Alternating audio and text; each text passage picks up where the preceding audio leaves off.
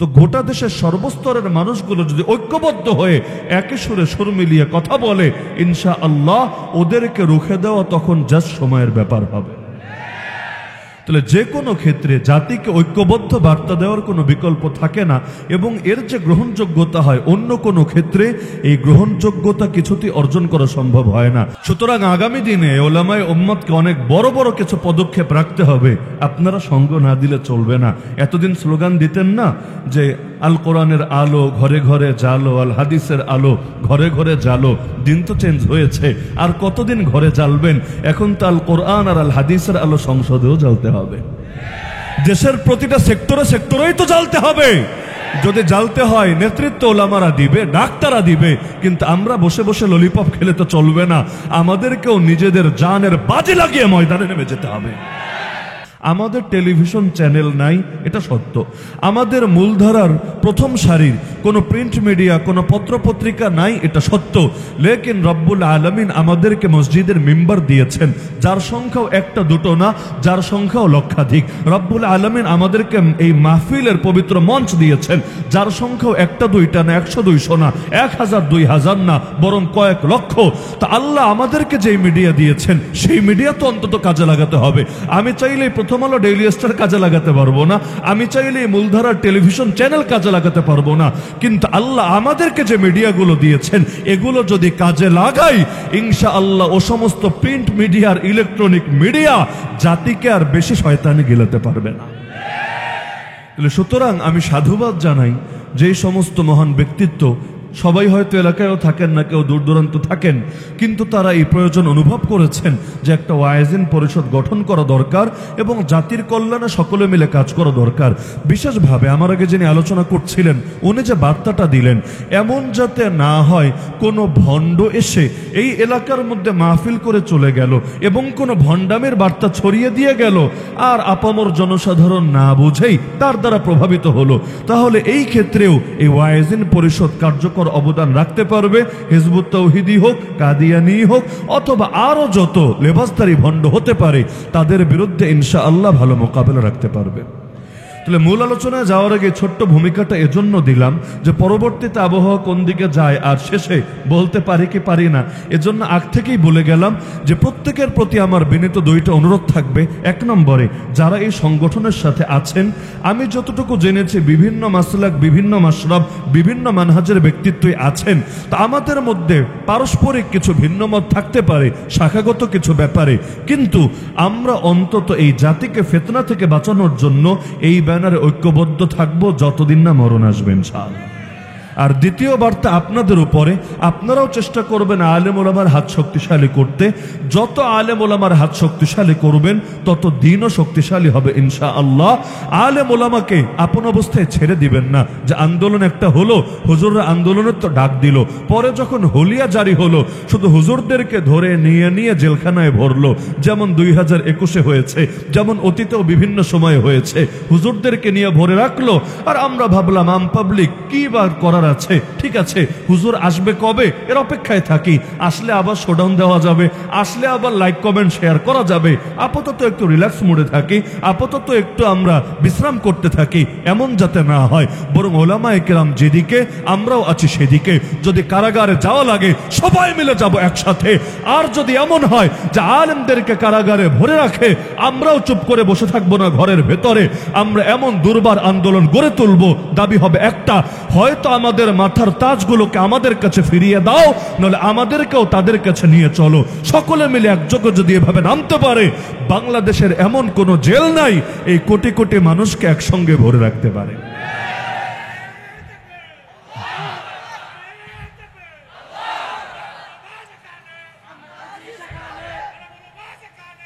তাহলে এবার আসি মূল আলোচনায়।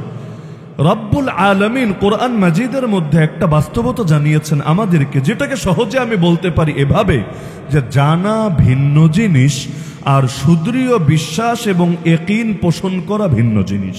জানা মানে হককে হক হিসাবে জানে বা চেনে, এই গুণ তো আবু জাহালের মধ্যেও আছে। সেও তো চিনতে পেরেছে যে আল্লাহর নবী আসলে ভণ্ড না, বরং আল্লাহ নবী হক নবী, তিনি সর্বশ্রেষ্ঠ নবী, তিনি সর্বশেষ নবী। কোরআন বলছে, যে আয়াত আমি খুতবার মধ্যে পাঠ করেছি, আল্লাযীনা আতাইনাহুমুল কিতাব, আল্লাহ বলছেন অতীতে যাদেরকে কিতাব দিয়েছি, সেই কিতাব তাওরাতি হোক, সেই কিতাব জাবুরি হোক, সেই কিতাব ইনজিলি হোক, যাদেরকে অতীতে কিতাব দিয়েছি, ইয়ারিফুনাহু কামা ইয়ারিফুন আবনাহুম, নবীকে পেয়ে এমন ভাবে চিনতে পেরেছে যেভাবে নিজের পুত্রকে চিনতে পারে।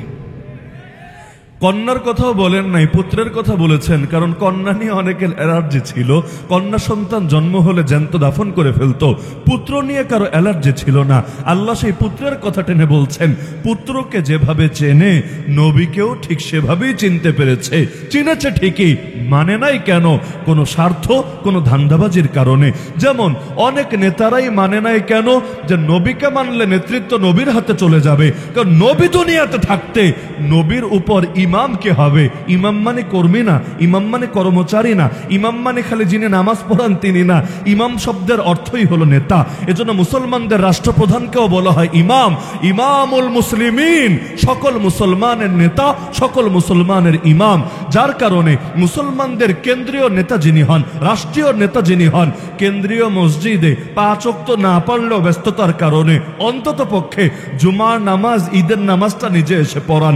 নিজে যদি নাও পারেন অন্তত তার প্রতিনিধি প্রেরণের চেষ্টা করেন। যার কারণে ইসলামে নেতা পুরুষই হওয়া লাগে, কারণ বেডি মানুষ আর যত উন্নয়ন করুক বা না করুক, সামনে ঠেলে দিলে নামাজটা পড়াবে কিভাবে? তো ছোট ইমাম আর বড় ইমাম অনেক ক্ষেত্রেই তাদের মধ্যে মিল থাকে। তো ইমাম মানে কর্মী না নেতা? ইমাম মানে কর্মী না নেতা? আল্লাহর রাসূলের নামে কালেমা পড়বে আর ইমাম নিজে হয়ে থাকবে নবীরে কর্মী বানিয়ে, এরকম হিম্মত কার আছে? আর এই বৈধতাই আল্লাহ কার জন্য রেখেছে? এমন কি আমার রাসূল সাল্লাল্লাহু আলাইহি ওয়াসাল্লামের ওয়াফাতের পরও তার জামাতের সঙ্গে জানাজা হয় নাই। কারণ জামাতে জানাজা পড়তে চাইলে ইমাম লাগবে নাকি লাগবে না? ইমাম ছাড়া আবার জামাত হয় নাকি? সম্ভবিত না। তাহলে এখন যদি জামাতে নামাজ পড়তে চায়, একজনকে ইমাম বানাতে হবে। আল্লাহর রাসূলকে সামনে শুয়ে রেখে কোন বাপের বেটার হিম্মত আছে আল্লাহর নবীর উপর নেতৃত্ব দেবে, ইমামতি করবে? যার কারণে আলাদা আলাদা ভাবে এসে জানাজা পড়ে নিয়েছেন, যেটা এই সাধারণ ব্যক্তিদের ক্ষেত্রেও হয় না। কিন্তু আল্লাহ নবীর ক্ষেত্রে এটা কেন হয়েছে? কারণ নবীর উপর অন্য কেউ নেতাগিরি করবে, এটা কল্পনাও করা যায় না। শুধু আমার রাসূল না, পুরো ইতিহাস ঘাটেন, দেখবেন অধিকাংশ সময় নবীদের পথে যারা সবচাইতে বেশি কাটা বিছিয়েছে তারা গরিব খেটে খাওয়া জনতা না, তারা খেত খামার এবং মজদুর এই শ্রেণীর লোক না, বরং অধিকাংশ ক্ষেত্রেই তারা সমাজের নেতা, তার রাষ্ট্রের নেতা। ফেরাউনকে সাধারণ কোনো ব্যক্তিত্ব না, নমরুদকে সাধারণ কোনো ব্যক্তিত্ব না, আবু জাহাল আবু লাহাবকে সাধারণ কোনো ব্যক্তিত্ব না। আরে সবাই তো নেতা। এমনকি কোরআনে একটা শব্দ বারবার পাবেন, আল মালা, ওয়াকাল আল মালা মিন কওমি ফিরআউন। এই মিম লাম হামজা, মালা মানে কি? মালা শব্দের অর্থই হলো নেতৃস্থানীয় ব্যক্তিবর্গ, রাজা বাদশার আশপাশে যারা থাকে সেই সভাসদ বর্গ। তাহলে এই মালায়ের কথা বারবার কেন আসে কোরআনে? কারণ এই মালা, এই নেতৃস্থানীয় লোকেরাই বাদশাদেরকে প্ররোচিত করে, ফেরাউন হেরে দমাও, তোমার রাজ্য ভালো টিকে থাকবে, এরে রাস্তার কাটা সরাও, তাহলে তোমার নেতৃত্ব আরো বেশি সুসংহত হবে। তো যুগে যুগে এই নেতারা নবীদের পেছনে লাগে কোন দুঃখে? বুঝতে চাইলে এত ইতিহাসও ঘাটা লাগবে না, এত জ্ঞান বিজ্ঞানও বোঝা লাগবে না। এই জামানা দেখলেও চলবে। এই জামানা, এই বাংলাদেশটাই দেখেন না, দেখবেন আপামর জনসাধারণ আলেম ওলামার জন্য পারলে যেন কলিজাটা খুলে দিতেও রাজি হয়ে আছে। কিন্তু এই জালেমরা, এই নেতারা ক্ষমতার মোহে অন্ধ হয়ে গিয়ে যে আলেমদেরকে জেলখানায় ভরতেও দ্বিধা করছে না, হাতে হাত করা পরাতেও বুক কাঁপছে না, আর তাদের কোমরে গরুর রশি লাগিয়ে টেনে হিচড়ে কোর্টে তুলতেও তাদের অন্তরে কোনো রক্তক্ষরণ হচ্ছে না। এমনকি অনেককে তো ইনজেকশন দিয়ে বা বিভিন্ন পন্থায় জানে মেরে ফেলছে। এই আলেম ওলামাকে শহীদ করতেও ওদের ভেতরে কোনো অনুতাপ হচ্ছে না। এমন কোনো বেয়াদবি নাই যেটা তারা করছে না, এমন কোনো জুলুম নাই যেটা তারা প্রয়োগ করছে না। তাহলে আলেম ওলামার উপর এত জুলুম কেন? আলেম ওলামাকে নিয়ে এত হিংসার বিদ্বেষ কেন? আরে মূল কারণ এটাই, অতীতে নবীদের প্রতি বিদ্বেষ পোষণ করা হয়েছে, যে কারণে আজও নবীর ওয়ারিসদের প্রতি বিদ্বেষ পোষণ করা হয় একই কারণ। আজকের যুগের আলেমরা নবীদের আদর্শ ছেড়ে দেখ, কোনো দুশমন থাকবে না, কোনো শত্রু থাকবে না। দরবারি হয় যারা, তাদের কোনো শত্রু থাকে না। কারণ গোল আলু সব তরকারির সঙ্গেই চলে, গরুর গোশতের সাথেও চলে, মুরগির সাথেও চলে, মাছের সাথেও চলে, সবজির সাথেও চলে। ভর্তা বানিয়ে খেলে আরও টেস্ট পাওয়া যাবে, লসের কিছু নাই, সব কিছুর সাথে চলবে। গোল আলু হয়ে যান, দুশমন থাকবে না। লেকিন নবীওয়ালা আদর্শ নিয়ে সমাজে দাঁড়িয়ে দেখেন না, দুশ্মনী এত করা করবে, একদিনের জন্য জীবনে শান্তি পাবেন। আল্লাহ নবী নিজে বলেন, উযিতু ফিল্লাহি মা লাম ইউযা আহাদ। আল্লাহর পথে আমাকে এত বেশি কষ্ট দেওয়া হয়েছে, যত বেশি কষ্ট কোনো দিনও কোনো মানুষকে দেওয়া হয় নাই। ওয়ালাকাদ উখিফতু ফিল্লাহি মা লাম ইউখাফ আহাদ। আল্লাহর পথে আমাকে এত বেশি ভয় ভীতি দেখানো হয়েছে, যত বেশি ভয় ভীতি কোনো দিনও কোনো মানুষকে দেখানো হয় নাই। ওয়ালাকাদ আতাত আলাইয়া সালিসা। নবী বলেন, তিনটা দিন চলে গেছে, এমনও হয়েছে, ওয়ামা আলী ওয়ালি বিলালিন তামুন ইয়াকুলুহু যু কাবিদিন ইল্লা মা ওয়ারা ইবতু বিলাল। আমার কাছে এমন কিছু ছিল না, আমার খাদেম বেলালের কাছে এমন কিছু ছিল না যা খেয়ে কোনো মানুষ বাঁচতে পারে। শুধু আমার খাদেম বেলাল বগলের তলায় সামান্য একটু খাবার লুকিয়ে রেখেছিল, এটা খেয়ে আমাদের দুইজনকে তিনটা দিন কাটিয়ে দিতে হয়েছে।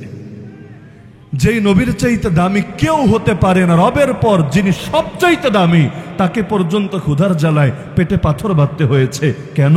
হকের উপর থাকার জন্যই তো। তাহলে নেতাগোছের ব্যক্তিরা নবীদের বেশি বিরোধিতা করে নেতৃত্ব সুসংহত রাখার জন্য, এটা তো স্পষ্ট। এমন কি তাদের সাঙ্গপাঙ্গরা নবীদেরকে চেনার পরও তাদের বিরোধিতা করে কেন? নেতাদেরকে খুশি করার জন্যই তো। এই যে এখন যারা একেবারে সাধু বাবা সাজলো, জামানের হাসান বসরিতে পরিণত হলো, এদের অনেকেই তো বিগত দিনগুলোতে জুলুমের স্টিম রোলার চালিয়েছিল। তো রাতারাতি তুমি এত সুফি হয়ে গেলা কিভাবে? রাতারাতি তুমি এত পিসাব হয়ে গেলা কিভাবে? কোনো খানকায় সময় দিয়েছিলা, না তবলিগ জামাতে গিয়েছিলা, কওমি মাদ্রাসা এসে কোর্স করেছিলা, নাকি ওয়াজ মাহফিলে অনেকদিন শুনতে শুনতে হেদায়েত পেয়ে মন বিগলিত করে ফেলেছিলা? কি হয়েছে? বলবে আসলে এগুলো কিছু না, আগে নেতা চেয়েছে যা, আমরাও করেছি তা, এখন নেতা চাই ভিন্নটা, তাই আমরাও করছি ভিন্নটা। তার মানে মুখ্য হলো রবকে রাজি করা না, মুখ্য হলো নেতাদের পদলেহন করা। এমন কি আপনারা ফেরাউনের জাদুঘরের কেচ্ছা শুনেছেন না? ফেরাউন জাদুঘর ভাড়া করে এনেছিল কেন? আল্লাহ নবী মুসা আলাইহিস সালামকে হারাবে, তাকে পরাজিত করবে। এখন জাদুঘররা তো আর মাগনা কাজ করবে না, বিভিন্ন এলাকা থেকে জাদুঘর খুঁজে খুঁজে এনেছে। এখন ফেরাউন যখন তাদেরকে বলল, তোমাদের কাজ হলো নবী মুসাকে তোমরা লাঞ্ছিত করবে, পরাজিত করবে, তারা ডাইরেক্ট বলে বসলো, আচ্ছা যদি আমরা বিজয়ী হই আমাদের জন্য কি বরাদ্দ থাকবে? মাগনা কাম তো হবে না। যদি আমরা বিজয়ী হই আমাদের জন্য কি পুরস্কার বরাদ্দ থাকবে? ফেরাউন বলতে পারতো 10টা বাড়ি থাকবে, 20টা গাড়ি থাকবে, ওই যুগের বিবেচনায় উট থাকবে, ঘোড়া থাকবে, প্লট থাকবে, হ্যাং থাকবে, ট্যাং থাকবে, কত কিছু বলতে পারতো। এত কিছু না বলে ফেরাউন জাস্ট একটা বাক্য বলল, ইন্নাকুম ইযাল লামিনাল মুকাররাবিন। কাজটা করতে পারলে তোমরা নৈকট্য প্রাপ্তদের অন্তর্ভুক্ত হবা। আমার নিকটে নিকটে যারা থাকে তোমরাও তাদের অন্তর্ভুক্ত হতে পারবা। টাকার কথাও বলে নাই, ক্ষমতার কথাও বলে নাই, নারীর কথাও বলে নাই, গাড়ির কথাও বলে নাই, বাড়ির কথাও বলে নাই, খালি বলেছে তোমাদেরকে কাছে কাছে রাখবো, তোমাদেরকে নৈকট্য দেব। এক পায়ে খাড়া বলল, কোন মূসা? জলদি নিয়ে যাও তার কাছে, মোকাবেলা হবে তার সাথে যে কোনো মূল্যে, সর্বোচ্চ জ্ঞান আর বিদ্যা শাস্ত্র প্রয়োগ করে তাকে হারাতে হবেই হবে। তার মানে রাজা বাদশার নৈকট্যে এমন মধু আছে যেই মধু টাকায়ও নাই, যেই মধু অন্যান্য পদবিতেও নাই, যেই মধু নারী গাড়ি বাড়ি কোনো কিছুর মধ্যে নাই। কারণ জানে বাদশারে পেলে সব এমনিই আসবে, আর যদি বাদশারে না পেয়ে বাকিগুলো পায় হয়তো দৌড়ানি খেয়ে দেশও ছাড়া লাগবে। একটা কেচ্ছা আছে, বোঝার স্বার্থে বলছি আর কি, গল্প শোনানো এটা আমার তবিয়তের সাথে মিলে না। এক রাজার অনেকগুলো দাসী ছিল, আগেকার যুগের কথা আর কি। হেরেমের মধ্যে অনেকগুলো দাসী ছিল, এর মধ্যে একটা দাসীকে একটু বেশি ভালোবাসতো, অন্য সবার চাইতে অনেক বেশি তাকে মহব্বত করত। তো এখন এক দাসীরে যদি বেশি মহব্বত করে অন্য দাসীদের খুব ভালো লাগবে না, নাকি জ্বলবে? স্বাভাবিক ব্যাপার এটা। আর নারীদের ক্ষেত্রে তো আরো বেশি স্বাভাবিক। একাধিক বিয়ে যদি কেউ করেন আরো ভালো মতো বুঝবেন। এ যুগে তো আর দাসদাসী নাই যে সেটা দিয়ে বুঝবেন। বউ যদি 2টা 4টা থাকে ঠিক মতো বুঝে আসবে। তো এখন এক নারীকে বেশি ভালোবাসে, অন্য নারীদের খুব জ্বলে। আর বাংলায় একটা প্রবাদ আছে, যারা দেখতে পারি না তার চলন বাঁকা। এখন তাদের চোখে এই মহিলার দোষ আর দোষ আর দোষ, ত্রুটি আর ত্রুটি আর ত্রুটি, তারা এখন ভেবেই পায় না আমরা এত রূপসী, এত গুণবতী, এত কেশবতী, এত এই বতী সেই বতী, আমাদের ভালো না বেশে এই বেডিরে ভালোবাসে কোন দুঃখে? কি পেয়েছে এর মধ্যে? নাকি ও বাদশারে জাদু করেছে, নাকি বান মেরেছে, নাকি তান্ত্রিকের কাছে গিয়ে তাবিজ এনেছে? ব্যাপারটা কি বুঝতেই পারছে না। তো একটা কথা যখন বারবার বারবার বারবার বলা বলি হতে থাকে, বাংলায় বলে দেয়ালেরও কান থাকে, এক সময় সেটা বাদশার কানে গিয়েও পৌঁছে গেল যে হেরেমের অবস্থা তো গরম, সবাই হিংসায় জ্বলে পুড়ে মরছে, সবাই সমালোচনা করছে যে কি পেলেন এই মহিলার মধ্যে? এর চাইতে সুন্দরী নারী যারা, এর চাইতে সুন্দর কণ্ঠ যাদের, এর চাইতে ভালো নৃত্য করতে জানে যারা, তাদের চাইতেও বেশি প্রায়োরিটি দেন তাকে। তাহলে কাহিনীটা কি? বাদশা ভাবলেন যে ওদেরকে ভালো মতো বুঝিয়ে দিতে হবে। তবে মুখ দিয়ে ডায়লগ মারলে ভালো বুঝবে না, ভাববে এটাও ষড়যন্ত্রের অংশই বটে। তাদেরকে মুখ দিয়ে না, কাজ দিয়ে বুঝিয়ে দিতে হবে। কাজ দিয়ে কিভাবে বুঝাবে? সব দাসীর একসঙ্গে ডাকলো, ডেকে বাদশা একটা অফার দিল যে তোমরা যে যা চাইবা, প্রত্যেককে একটা করে জিনিস আমি চাওয়ার সুযোগ দিচ্ছি। যে যা চাইবা আমি তাকে সেটা দিয়ে দেব যদি আমার সামর্থ্য থাকে। এখন সব দাসী শুনে তো মহা খুশি। প্রত্যেকের জীবনে তো কিছু লোভ, কিছু লালসা, কিছু আকাঙ্ক্ষা থাকেই। আমাদেরকেও যদি বলা হয় যে একটা করে জিনিস চাও, দ্বিতীয় কিছু চাইতে পারবা না, আমাদের ভেতরে যার যে চাহিদা সেটা আমরা বলবো। কোনো কোনো ছেলে দাঁড়িয়ে বলবে বাচ্চা জাহাপনা R15 চাই, আর কিছুর দরকার নেই। কেউ বলবে একটা আইফোন হলেই চলবে, আর কোনো কিছুর দরকার নাই। আর একটু বুঝমান হলে বলবে গুলশান ধানমন্ডিতে একটা ফ্ল্যাট হলে আমার চলবে, আর কিছু লাগবে না। চাহিদা তো বিভিন্ন, কারো গাড়ি, কারো বাড়ি, কারো ক্ষমতা, এটা সেটা, এক একজনের এক একটা। তো দাসীদের তো জানা আছে যে বাদশার সামর্থ্যে কি আছে। সামর্থ্যের বাইরে চেয়ে তো লাভ নাই যে আকাশে চাঁদ এনে হাতে দিতে হবে, সূর্যে পেরে মাথায় বসিয়ে দিতে হবে, এগুলো বলে তো লাভ নাই। তো তারা যেটা জানে সেটাই বলতে শুরু করেছে। কেউ বলছে হীরা লাগবে, কেউ বলছে স্বর্ণ লাগবে, কেউ বলছে এরকম গয়না লাগবে, কেউ বলছে আমার ওই জমিটা লাগবে, কেউ বলছে আমার ওই প্রাসাদটা লাগবে। যে যা বলছে বাদশা বলছে ঠিক আছে মঞ্জুর, ঠিক আছে মঞ্জুর, ঠিক আছে মঞ্জুর। প্রত্যেকের দাবি দেওয়া পূরণ হচ্ছে, তারা তো মহা খুশি। এভাবে যেতে যেতে যেতে সবার শেষে ওই দাসীর সিরিয়াল আসলো। কোন দাসী বুঝলেন তো? যেই দাসীর নিয়ে সবার জলে, ওই দাসীর সিরিয়াল আসলো। বাদশা এবার বলল তোমার কি চাওয়ার আছে তুমি চাও, আমি দিতে প্রস্তুত আছি। সে বলল বাদশা জাহাপনা আমার কিছু চাওয়া লাগবে না, কারণ আমি যদি কিছু চাই আপনি রাগ করতে পারেন। বাদশা বলল এটা কেমন কথা? এতজন চাইলো আমি রাগ করলাম না, তোমার কেন মনে হলো যে তুমি চাইলে আমি রাগ করব? বলল না বাদশা, তাদের চাওয়া আর আমার চাওয়া একটু পার্থক্য আছে। আমার ভয় লাগছে যে আমি যদি বলি হয়তো রাগ হয়ে যাবেন আপনি, তা আপনার রাগান্বিত চেহারা দেখার দরকার নাই, কোনো কিছু পাওয়ারও দরকার নাই, আমি আমার মতো থাকি। বাদশা বলল না, তাহলে এটা তো আমার ইনসাফ হচ্ছে না, আমি তো ইনসাফ করতে হবে সবার মধ্যে। তোমার যা ইচ্ছা তুমি চাও, কথা দিচ্ছি আমি মোটেও রাগ করব না। আর সামর্থ্যে থাকলে দেব, সামর্থ্যে না থাকলে দেব না, তবে রাগারাগির কোনো ব্যাপার ঘটবে না। তো যখন মহিলা আশ্বস্ত হলো যে বাদশা পারলে দিবে, না পারলে দিবে না, তবে রাগ অন্তত করবে না, মাথাটা নিচে দিয়ে বলল বাদশা জাহাপনা আমার শুধু আপনাকে চাই। বাকি দাসীগুলো তো জিব্বায় কামড় দিয়ে বসলো, হায় রে কামটা কি করেছে। কারণ যে হীরা নিয়েছে খালি হীরাই নিয়েছে, যে স্বর্ণ নিয়েছে খালি স্বর্ণই নিয়েছে, যে প্রাসাদ নিয়েছে খালি প্রাসাদই নিয়েছে, আর যে বাদশারই চেয়ে বসেছে, আরে বাদশারে পেলে সব পাওয়া তো তার অটোই হয়ে যাবে। কেউ চাচ্ছে ফুল, কেউ চাচ্ছে ফল, কেউ চাচ্ছে পাতা, কেউ চাচ্ছে ডাল, কেউ বলছে গোটা গাছটাই আমার চাই। তো গাছই যদি পেয়ে যায়, পাতাও আসবে, ডালও আসবে, কোন জিনিসটা বাকি থাকবে? সব তো আপনা আপনি চলে আসবে। তো কোপটা দিয়েছে এমন জায়গায় একটা জিনিস পেলেই চলবে, দ্বিতীয় কিছু লাগবে না। এজন্য ফেরাউন যখন বলেছে জাদুঘররা তোমরা জয়ী হলে দ্বিতীয় কিছু দেব না, বরং ইন্নাকুম ইদাল্লামিনাল মুকাররাবিন, তোমাদেরকে আমার নৈকট্য প্রাপ্তদের অন্তর্ভুক্ত করে নেব। এক পায়ে খাড়া, কারণ তারা জানে এটা পেয়ে গেলে দ্বিতীয় কোনো কিছু আর পাওয়া লাগবে না। এজন্য আল্লাহওয়ালারা দেখেন না, দুনিয়া আসলেও অনেক সময় লাথি মেরে দূরে সরিয়ে দেয়। কেন? তারা চিন্তা করে আরে আল্লাহরে যদি পেয়ে যাই বাকি দুনিয়া এমনি পেয়ে যাব, আর আল্লাহরে যদি হারিয়ে ফেলি বাকি দুনিয়া পেলেও আসলে সেটা কোনো পাওয়া হবে না। মানলাহুল মাওলা ফালাহুল কুল। আমাদের বুজুর্গরা বলতেন আল্লাহ যার হয়ে গেল সবই তার হয়ে গেল। শামসুল হক ফরিদপুরি রহমতুল্লাহ আলাইহি আল্লাহ তাআলা হযরতের কবরকে নূরে নূরান্বিত করে ফেলুন। তিনি একটা কথা বলতেন যেটা স্বর্ণাক্ষরে লেখা থাকবে ইনশাআল্লাহ চিরকাল। তিনি বলতেন যদি এমন হয় তুমি আল্লাহকে পাও নাই বাকি সবই পেয়েছো, মনে রেখো আসলে কিছুই পাও নাই। আর যদি এমন হয় এক আল্লাহকে পেয়ে গিয়েছো, দুনিয়ার কিছু পাও নাই, চিন্তা করো না, আসলে তুমি সবই পেয়ে গিয়েছো, কোনো কিছুই আর বাকি নাই। তাহলে যে প্রসঙ্গে বলছিলাম যে অধিকাংশ সময় নেতারা বিরোধিতা করত ক্ষমতার কারণে, আর কর্মীরা বিরোধিতা করত নেতা বিরোধী হওয়ার কারণে।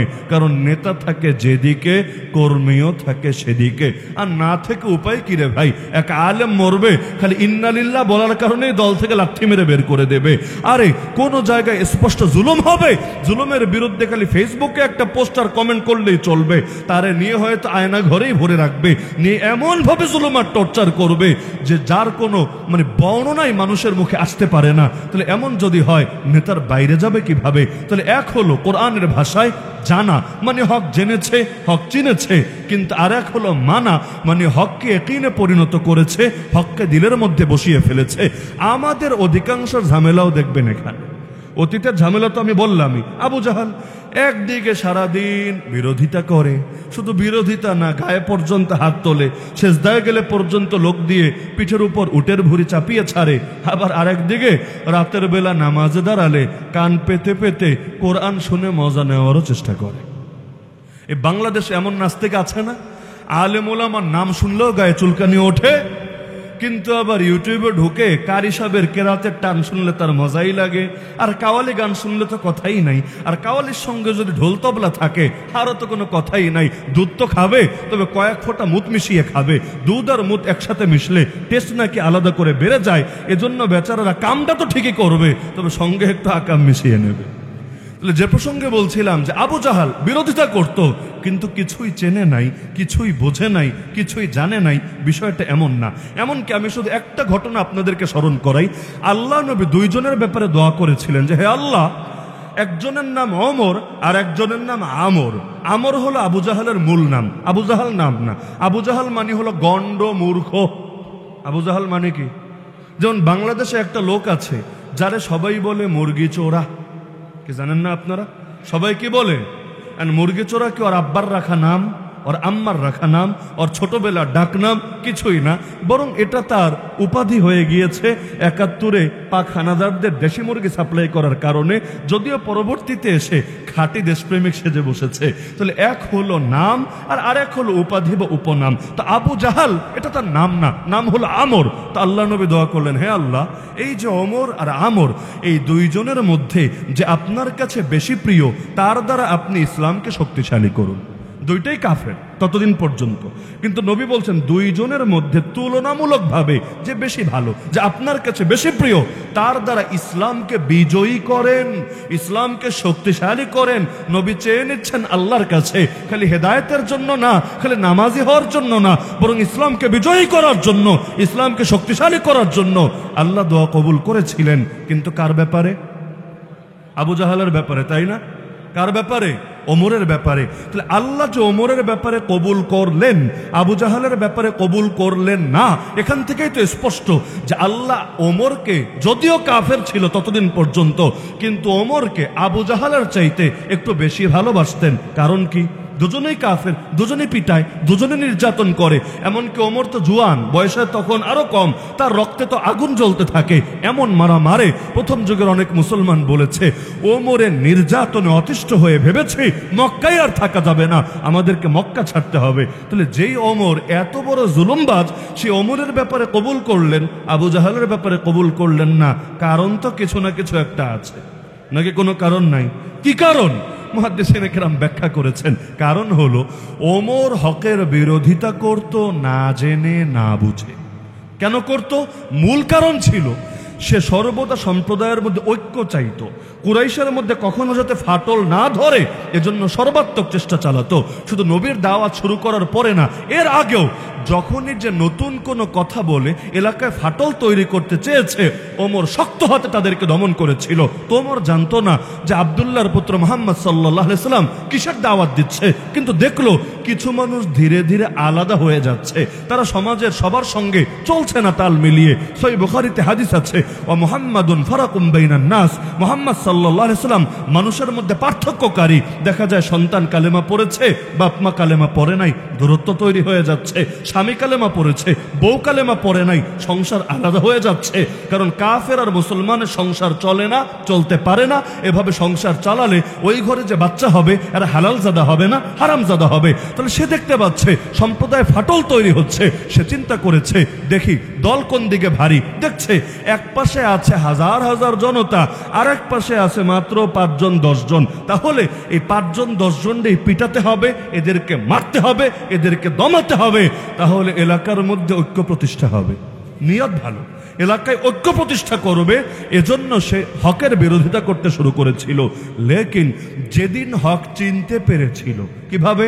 নবীর ওয়াজ শুনে না, নবীর নসিহত শুনে না, নবীর খানকাহে গিয়েও না, বরঞ্চ বের হয়েছিল নবীর কল্লা কাটতে। ঘটনা সবাই জানেন, বোনের ঘরে গিয়ে বোন রে আর বোন জামাইরে পিটাতে পিটাতে পিটাতে ক্লান্ত হওয়ার পরে খালি যখন বলল কি পড়ছিলি, একটু এনে দিয়ে দেখি আমার সামনে, আমিও একটু পড়ি, আমি একটু নজর বুলিয়ে দেখি। বোন বলল আগে তো পবিত্র হয়ে আসো, অপবিত্রের হাতে আমরা এই কিতাব দেই না। গোসল করলো হলো স্বার্থের জন্য, ধান্দার জন্য। নবী সামনে আসার পর চিনতে ভুল হয় নাই, চিনতে সমস্যা হয় নাই, কিন্তু যখন দেখেছে আরে এ দেখি আমাদের বংশে আসে নাই, নবী তো ঠিক আছে লেকিন আমাদের বংশে আসে নাই, অন্য বংশে এসেছে। কোন বংশ? বনি ইসরাইল, ইহুদিরা ছিল ইসহাক নবীর বংশ, ইসহাক আলাইহিস সালামের বংশ। আর আমার রাসূল ছিলেন ইসমাইল নবী, ইসমাইল আলাইহিস সালামের বংশ। ইসহাক আর ইসমাইলকে সবাই জানেন, 2 ভাই যাদের উভয়ের বাবার নাম জাতির পিতা, অনেকে আবার ড্যাডিজানের নাম বললেন না, জাতির পিতা ইব্রাহিম আলাইহিস সালাম। তাহলে ইব্রাহিম নবীতে গিয়ে তো উভয় মিলে গিয়েছিল। আর আল্লাহর কাছে জাবিহুল্লাহ ইসমাইলের দামই তো বেশি ছিল। এমনকি আল্লাহ নবী স্পষ্ট হাদিস বলেছেন যে আল্লাহ তাআলা ইসমাইলকে বিশেষভাবে নির্বাচন করেছেন, এরপর ইসমাইলের বংশ থেকে বনু কিনানাকে বিশেষভাবে নির্বাচন করেছেন, বনু কিনানার ভেতর থেকে কুরাইশকে বিশেষভাবে নির্বাচন করেছেন, কুরাইশের মধ্য থেকে বনু হাশেমকে নির্বাচন করেছেন। আর আল্লাহ আমাকে সেই বনু হাশেমের মধ্যেই মর্যাদাপূর্ণ করে পাঠিয়েছেন। তাহলে ইসমাইল নবীর বংশে যদি আসে, দরকার ছিল না তার উপর ঈমান আনা? দরকার ছিল কিনা? কারণ জাতির পিতায় গিয়ে তো সবই এক হয়ে যাচ্ছে। লেকিন কেন চাচাতো ভাইয়ের বংশে আসবে, এই বংশে কেন আসবে না? এই দুঃখে চেনার পরও, জানার পরও, বোঝার পরও মানতে রাজি হলো না। একটা দুঃখের কথা বলি, বাংলাদেশে যদি আপনি কালেমার পতাকা উড়ান, কালেমার পতাকা বুঝেন?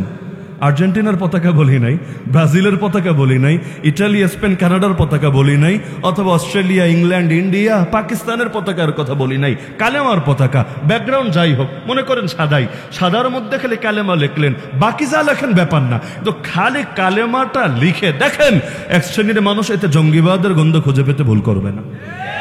অথচ হাদিসের মধ্যে আছে লিওয়াউহু আবিয়াদ মাকতুবুন ফিহি লা ইলাহা ইল্লাল্লাহ মুহাম্মাদুর রাসূলুল্লাহ। আল্লাহর নবীর যে ঝান্ডা ছিল, যে পতাকা ছিল, তার ব্যাকগ্রাউন্ড ছিল, রং ছিল সাদা, আর তার মধ্যে লেখা ছিল লা ইলাহা ইল্লাল্লাহ মুহাম্মাদুর রাসূলুল্লাহ। তার মানে কালেমার পতাকা নবীর দেওয়া পতাকা, আর নবীর দেওয়া পতাকার দাম এত বেশি মুসলমান নিজের জান কোরবান করতে পারে, কিন্তু আল্লাহর নবীর দেওয়া পতাকা হাত থেকে ফেলতে পারে না। জিহাদের ময়দানে দেখা গিয়েছে, যেমন এক যুদ্ধে জাফর রাদিয়াল্লাহু আনহু তিনি আমির, আল্লাহ নবী সাল্লাল্লাহু আলাইহি ওয়াসাল্লাম তিন জনকে আমির বানিয়েছিলেন, তুমি শহীদ হলে তুমি, তুমি শহীদ হলে তুমি, আর 3 নম্বর জন শহীদ হলে মুসলমান পরামর্শ করে আরেকজনকে আমির বানিয়ে নেবে। প্রথম 3 জন টের পেয়ে গেছে এই যুদ্ধ থেকে আর জান নিয়ে ফেরা সম্ভব না।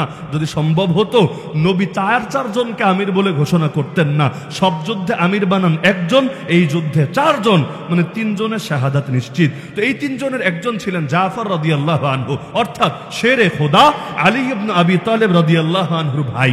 তো জাফর রাদিয়াল্লাহু আনহু লড়াই করছিলেন, তার ডান হাতের মধ্যে কালেমার ঝান্ডা, দ্বীনের ঝান্ডা, ইসলামের ঝান্ডা ধরে রেখেছিলেন। ওই জামানায় যুদ্ধ চলছে নাকি যুদ্ধ থেমে গেছে এটা বোঝা যেত ঝান্ডা দিয়ে। যতক্ষণ ঝান্ডা উঁচু আছে মানে লড়াই চলছে, লড়াই চলবে। যদি দেখতো ঝান্ডা পড়ে গেছে, ঝান্ডা নামানো হয়েছে, তারা বুঝতো হয়তো পরাজয় মেনে নিয়েছে, না হলে সারেন্ডার করেছে বা কিছু একটা হয়েছে। এজন্য কাফেরদেরও টার্গেট থাকতো যে কোনো মূল্যে ঝান্ডাবাহীকে মেরে ফেলার, ঝান্ডা নিচে ফেলে দেওয়ার। তো ডান হাত দিয়ে ঝান্ডা ধরে রেখেছিলেন। এক কাফের এসে ডান হাতের মধ্যে কোপ মারলো, ডান হাতটা কেটে গেল।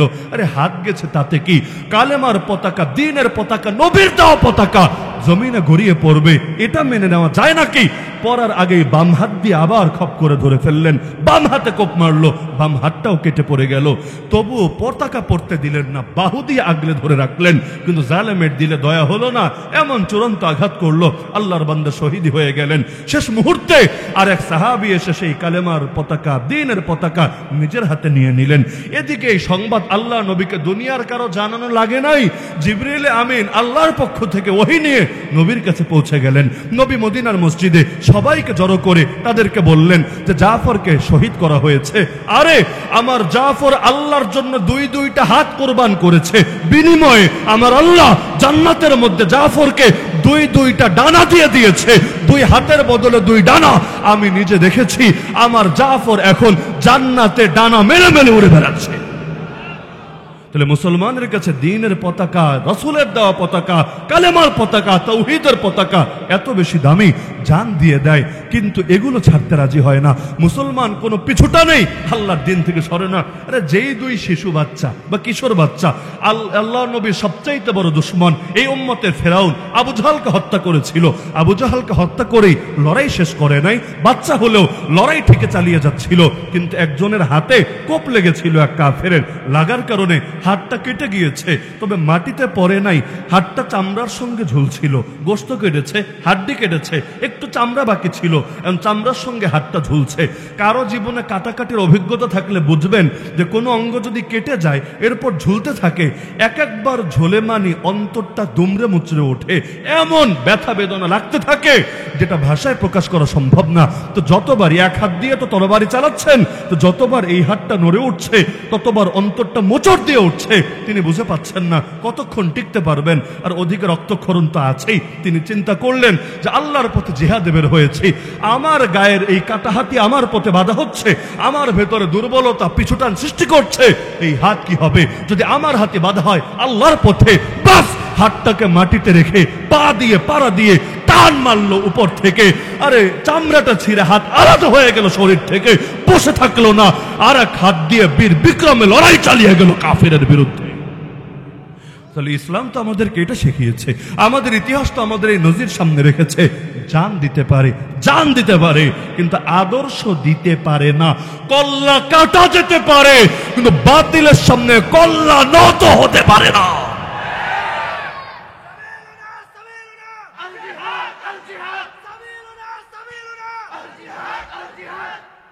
এমনকি কত বড় আফসোসের বিষয়, এই যুগে মুসলমান এই যে এখন স্লোগানটা দিল সাবিলুনা আল জিহাদের স্লোগান, এই স্লোগান এমনভাবে ছেড়ে দিয়েছে, কোরআন থেকে জিহাদের আয়াতগুলো এমনভাবে ডিলিট করে দিয়েছে, এমনকি জিহাদ শব্দ কথাবার্তায় উচ্চারণ করতে এত বেশি ভয় পেতে থাকে, এত বেশি ভয় পেতে থাকে, মনে হয় যে জিহাদ বলতে দেরি, আজরাইল ছুটে আসতে মনে হয় দেরি হবে না। ভেবে নিয়েছে যে আমাদের হায়াত মৌত মনে হয় ইন্ডিয়ার হাতে, আমাদের মৌত মনে হয় আমেরিকার হাতে, আমাদের মৌত মনে হয় ইসরায়েলের হাতে, আমাদের মৌত মনে হয় অমুক কাফের মুশরিকদের হাতে। নাউযুবিল্লাহ, আল্লাহর কথা বলবে, এতে আল্লাহর বান্দাকে ভয় করবে, তাফসীর করবে, কিন্তু কোন তাফসীরের মধ্যে জিহাদ নাই, কোন তাফসীরের মধ্যে খেলাফত নাই, কোন তাফসীরের মধ্যে দিন কায়েমের কথা নাই, কোন তাফসীরের মধ্যে ইসলাম প্রতিষ্ঠা করার কথা নাই, সেগুলো বেছে বেছে করবে। মানেটা কি? আতাখশাউনান নাস আল্লাহু আহাক্কু আন তাখশা। আরে বান্দা, তোরা কি মানুষকে ভয় পাচ্ছিস? অথচ আল্লাহই এর বেশি হকদার যে তোরা আল্লাহকে ভয় পাবি। আরে বাতিলের চোখে চোখ রেখে কথা বলতে পারি না কেন? বাহিরে নাই বলে, শক্তি নাই বলে, রাষ্ট্র ক্ষমতা নাই বলে? আরে জাতির পিতার দিকে তাকান না। ইব্রাহিম আলাইহিস সালাম নমরুদের সামনে দাঁড়িয়ে চোখে চোখ রেখে যখন খালি কথা না তুমুল বিতর্ক চালিয়ে যাচ্ছে, ওই সময় জাতির পিতার সাথে কে ছিল? তার কি ছিল? না ছিল রাষ্ট্র ক্ষমতা, না ছিল বাহিনী, বাপও তার পক্ষে নাই, এলাকাবাসীও তার পক্ষে নাই, বাদশাও তার পক্ষে নাই, আইন শৃঙ্খলা বাহিনীও তার পক্ষে নাই। এক আল্লাহ ছাড়া দুনিয়ার কেউ নাই। তাই বলে সুর নরম হয় নাই, কারণ যার সাথে আল্লাহ আছে দুনিয়ার কেউ থাকুক বা না থাকুক তার জবান নত হয় না বাতিলের সামনে। ইতিহাস তো আমাদেরকে এই শিক্ষাটা দিয়েছে। ওরা গালি দিবে, কি গালি? জঙ্গিবাদী, উগ্রবাদী, মৌলবাদী, টেররিস্ট, সাম্প্রদায়িক উস্কানিদাতা। ভেবেছেনটা কি? একটা বিধান ছেড়ে দিলে ভালো বলবে, দুইটা বিধান ছেড়ে দিলে আব্বা ডাকবে, তিনটা বিধান ছেড়ে দিলে দুলাভাই ডাকবে? আরে কিছু না। ছাড়তে ছাড়তে যতদিন পুরো ইসলাম না ছাড়বেন এবং ওদের পূজা শুরু না করবেন ততদিন পর্যন্ত ওরা কিছুতে আপনাদের উপর খুশি হবে না। সূরা বাকারে আল্লাহ জানিয়েছেন, ওয়ালান তারদা আনকাল ইয়াহুদ ওয়ালান নাসারা হাত্তা তাত্তাবিআ মিল্লাতাহুম। হে নবী, আপনি এত উন্নত চরিত্রের অধিকারী হওয়ার পরও আপনার উপর এরা কোনোদিন খুশি হবে না যতদিন না আপনি নিজের আদর্শ ছেড়ে তাদের আদর্শের অনুসরণ করেন। কথা গুছিয়ে আনছি, বৃষ্টিতে ভয় পাওয়ার দরকার নাই। আর বৃষ্টিতে ভয় পাবো কেন? আমরা তো বুলেটের বৃষ্টিকেই ভয় পাই না, আলহামদুলিল্লাহ। যেই জাতি বুলেটের বৃষ্টির সামনে বুক পেতে দিতে জানে, সেই জাতি আসমানের বৃষ্টিতেই ভয়ে দৌড় লাগাবে বাড়িতে, এটা মেনে নেওয়া যায় না। তাহলে আপনাদেরকে ভিজিয়ে আমার ফায়দা নাই, কষ্টও দিব না। তবে কথা গুছিয়ে আনছি অল্প সময়ের মধ্যে ইনশাআল্লাহ। তাহলে বলছিলাম, কাফের মুশরিকদের ভয়ে আল্লাহর দ্বীনের বিধান ছেড়ে দেওয়া, এটারে ইমানদারি বলে না এটারে মুনাফিকি বলে? আল্লাহর কোরআন সাক্ষী যে আল্লাহর প্রিয় বান্দাদের 6টা গুণ আছে। এই 6 গুণের মধ্যে একটা গুণ হলো ইউজাহিদুনা ফি সাবিলিল্লাহ। এটা আল্লাহ 5 নম্বরে উল্লেখ করেছেন যে 6 গুণের মধ্যে 5 নম্বর গুণ হলো তারা আল্লাহর পথে জিহাদ করে।